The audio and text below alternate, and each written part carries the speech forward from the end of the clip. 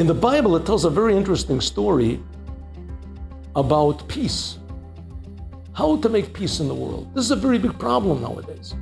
Those that hate the Jews are basically animals, very civilized animals, like the Nazis were, very uncivilized animals, like the Hamas is, but animals nevertheless. How can we make peace with animals? Is it possible? Well, Noah had the answer.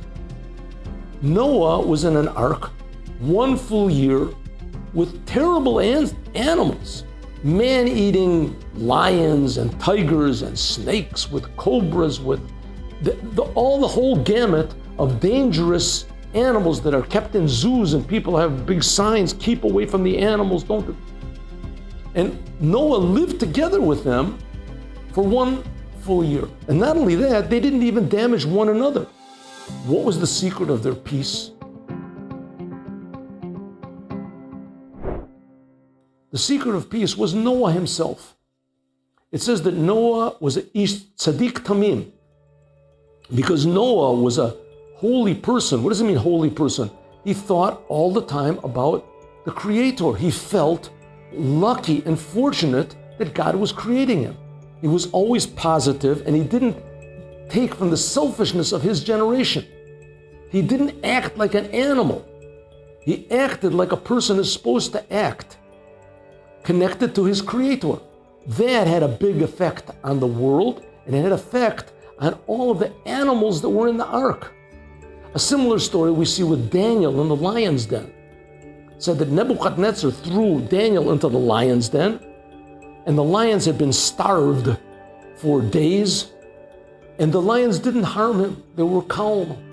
Why? Because he was so righteous. In the Tanya, in the 24th chapter of the Tanya, it explains that because Daniel acted and felt like a human being, namely he was connected to his Creator, like Adam, the first man was supposed to have been before he ate from the tree, as because he acted properly, so the animals acted calm. They were calm. And by the way, in the story of Nebuchadnezzar, his advisors said, well, maybe the lions aren't hungry. So he said, well, let's make a test. Took Daniel out, threw his advisors in, and it says their feet didn't even touch the ground. The animals ate them up in the air. They were so hungry. So we see that the whole surrounding depends on us. How can we bring peace into the world? How can we calm down animals? If we ourselves are connected to the Creator, then this minimizes the danger that there is from the animals. The animals act less like animals.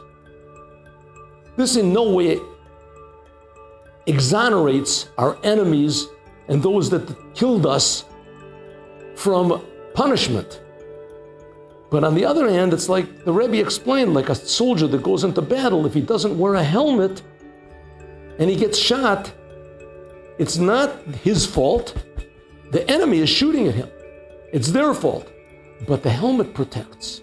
And similarly also, if we act the way we're supposed to, it protects, just like Noah was protected and just like Daniel was protected.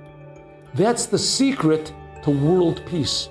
The Jewish people have to act and be an example of how we're supposed to be connected to the Creator. And that's exactly what Moshiach is going to do. Moshiach will be a man that will teach all humanity to act like human beings and to be connected to the Creator of all humanity. Then there will be peace in the world. That's why we need Moshiach now.